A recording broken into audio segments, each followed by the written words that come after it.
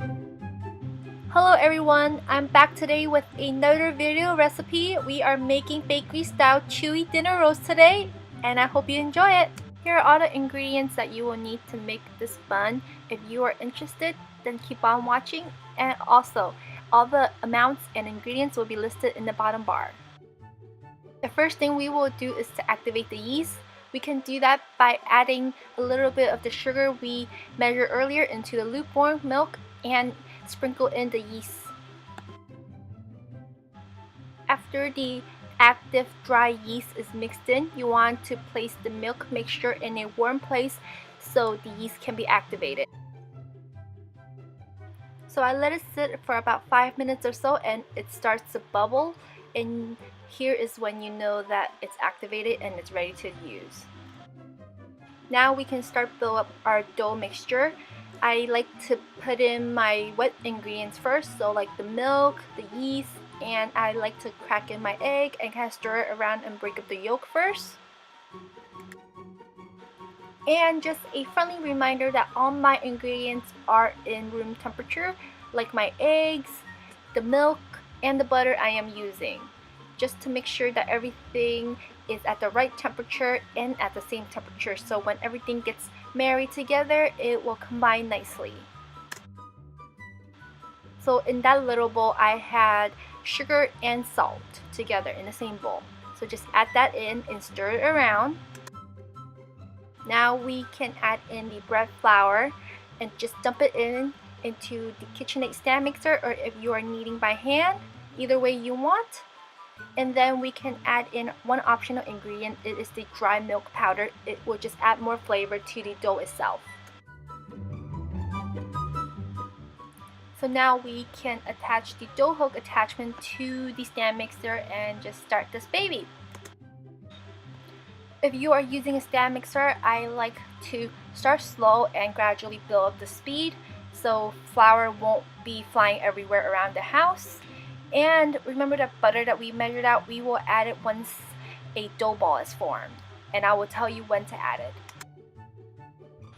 And I didn't forget about you guys that like to knead your own bread. If you are kneading it by hand, you want to first knead it into a dough ball first, and then add in your butter, knead that in, and continue kneading for about 10 to 15 minutes or so until the dough is elastic.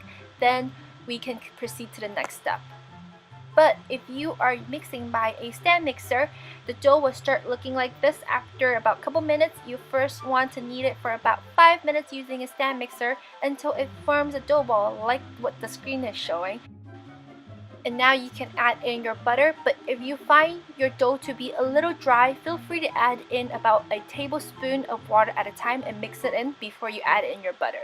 Once you feel like your dough is at a right consistency, it's not too dry nor too wet or moist, then you can add in the butter. And continue mixing the butter with the dough for about 10 to 15 minutes or so. Mine took about 12 minutes until it became really elastic and supple. So it depends on the mixer and it depends on the flour you are using. So once in a while, I like to go in with the spatula and just scrape the sides down to make sure all the ingredients are mixed well and mixed in. And just continue mix away. Once you see that the dough begins to pull off from the side of the bowl, it's not clinging to the side of the bowl or whatsoever, it's very clean, you know that your dough is almost finished. Just let it turn for another 1 to 2 minutes, and then you can pull it out and let it ferment.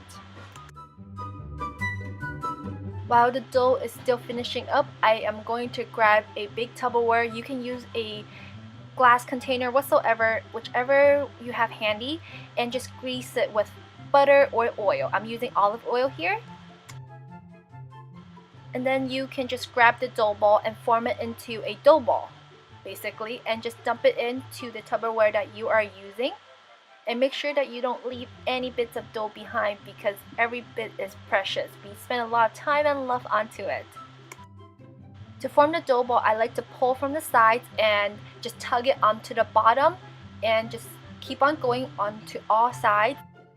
Before you know it, after that, all that tucking, you will get a nice and round dough ball. It will be smooth and fluffy.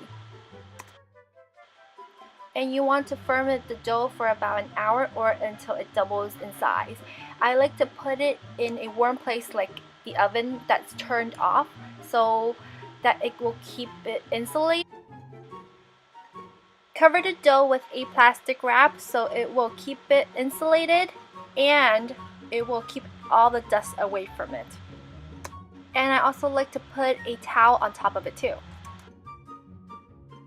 So now onto the fermentation setup. I like to put it inside the oven with a container of hot water to keep the humidity and the temperature in the oven consistent. If the water cools down, I just like to switch out the water. But other than that, I like to close the door and just let it sit in there for about an hour until it rises. So an hour passed by, my dough has already risen double the size. I can just pull it out from the oven and jiggle it out. Once we jiggle it out, we can remove all the excess bubbles and we can start working the dough so we get that chewy effect. And remember, we are going to do about 6 folds of the dough. So we are going to do the first fold now, and then if you need a little bit of flour to just kind of dry up the hands and make sure the dough is not so sticky, go ahead and do so, but make sure that you don't overly flour the dough because it will become very dry.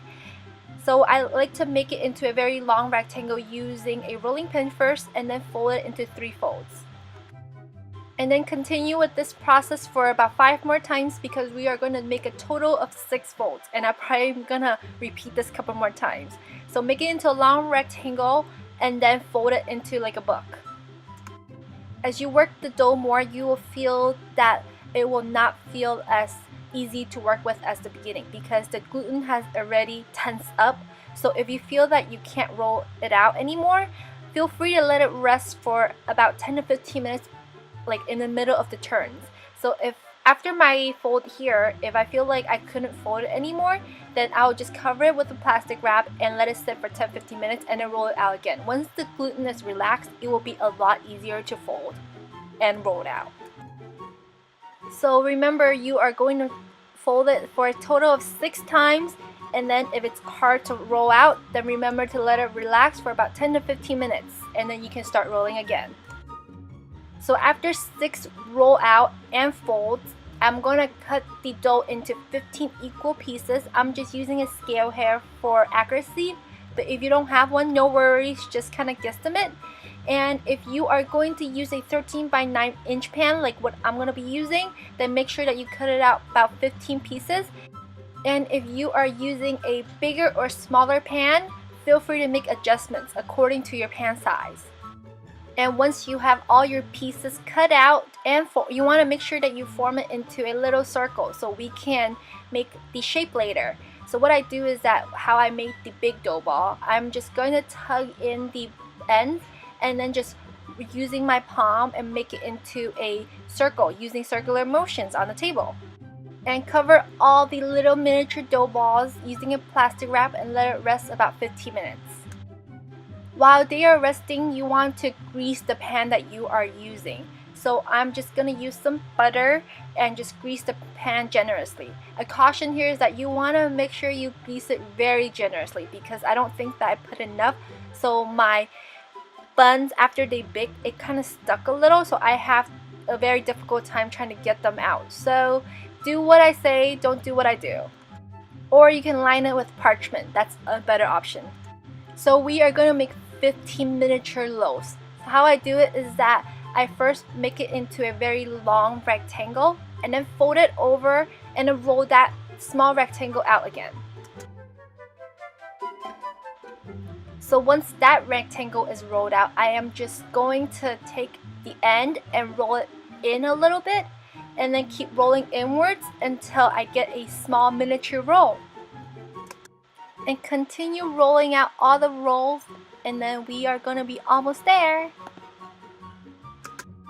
So I'm just going to show you in fast motion on how to roll out the dough again.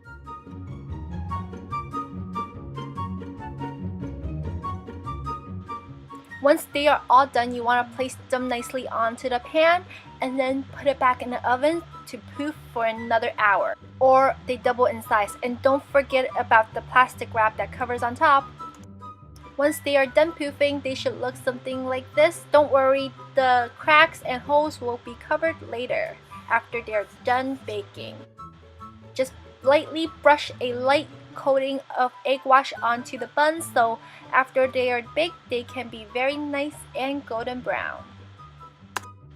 Bake these buns in a preheated 350 Fahrenheit oven for about 20 to 25 minutes or until the top is golden brown. So after they're done baking, pull it out and let it cool for about a minute or so, and then you want to run a knife across the sides of the pan to just make sure that it comes out nice and loose. Remember how I told you guys to grease the pan heavily at first? This is what happened to me because I had such a difficult time removing them from the pan. Me and my mom took about 5 minutes to actually try to scrape the bottom and get it out of the pan. And here you go! Fancy chewy dinner rolls. They are very good. I can actually eat 2 of them in one sitting and I had a full stomach on. So I highly recommend you guys to try it out. Thank you guys so much for your continuous support, and if you are new, don't forget to subscribe because I have some awesome videos coming up. And also you guys let me know what you want to see next, and I'll see you guys very soon. Bye!